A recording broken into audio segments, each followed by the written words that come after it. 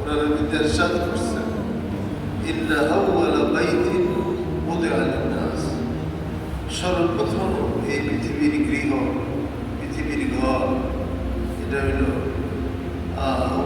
উদিআ লিন-নাস বিল্লাযী বাক্কাতা মুবারাক, যেটা বাক্কা নগরীতে, যেটা মুবারাক বরকতপূর্ণ। বাইতুল্লাহ শরীফের আশেপাশে সব বরকতপূর্ণ। যে কোনো জায়গা দিয়ে হাঁটতেছে হাজী সাহেব, এই জায়গাগুলো বরকতে পূর্ণ। বিশেষ করে সরকারে দো আলম নূরে মুজাসসাম হযরত রাসূল আকরাম সাল্লাল্লাহু আলাইহি ওয়াসাল্লাম, তিনি মক্কা শরীফের আশেপাশে গলিতে গলিতে সবখানে প্যারামের কদম মোবারক সেখানে পড়ছে। এই কারণে ওই সমস্ত জায়গাগুলো নূরে মুনাওয়ার হয়ে রয়েছে। যাদের চক্ষু আছে তারা সেটা উপলব্ধি করে। বিশেষ করে ইব্রাহিম খলিলুল্লাহ আলাইহিস সালাতু ওয়াস সালাম এই নগরীকে তিনি পত্তন করেছেন, প্রতিষ্ঠা করেছেন আল্লাহ পাক ওনার দ্বারা।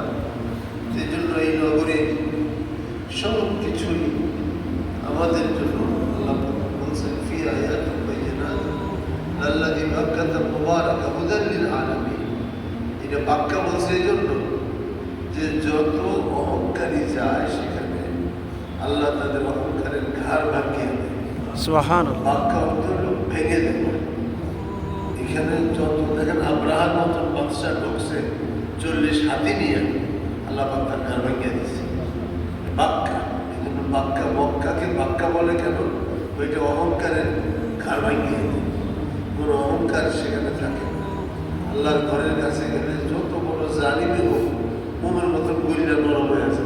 সুবহানাল্লাহ। ফি আয়াতিন বাইয়িনাতিন, আর সেটা হলো হুদাল লিল আলামিন, পুরা জগৎ সমূহে হেদায়েতের কেন্দ্র, এবং সেটা হলো মিলন কেন্দ্র।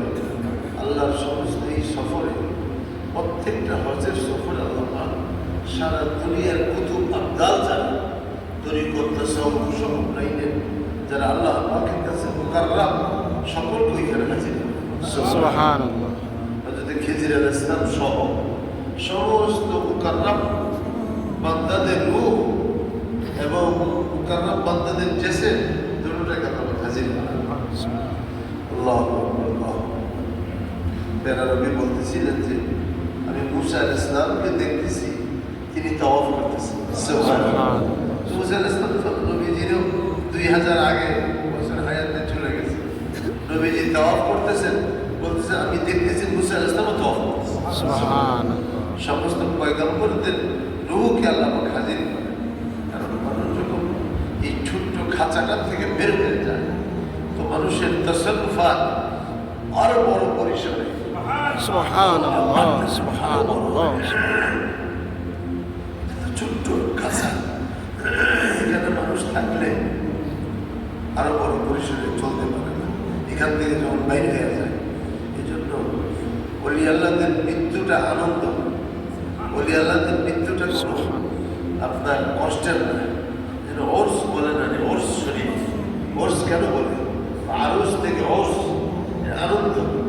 তাদের জন্য আনন্দ যে তারা ছোট্ট খাঁচা থেকে মুক্ত বিহঙ্গ হয়েছে।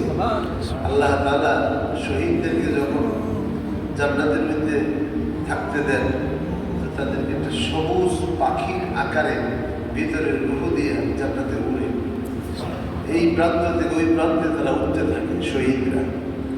তো শহীদদের যে নিয়ামত আল্লাহ দিয়েছেন, তো এইটা শহীদরা কয় যে আল্লাহ আমাদের একটু সময় দেন, আমাদের দুনিয়াতে মানুষের বলি আসি আর আমরা বারে বারে শহীদ হই আর আমাদের মর্যাদা বাড়তে থাকে। আল্লাহ তাআলা বলেন যে আমি তোমাদের খবরটা দিয়ে দিই দুনিয়ার মধ্যে যে যারা আল্লাহর রাস্তায় শহীদ হয় তারা তোমরা মৃত বলিও না, তারা জীবন্ত। এই জন্য মানুষ যখন ছোট আত্মা থেকে বের হয়ে আল্লাহ পাকের কাছে যায়, সে তার তাসাররুফ আরো বেড়ে যায়।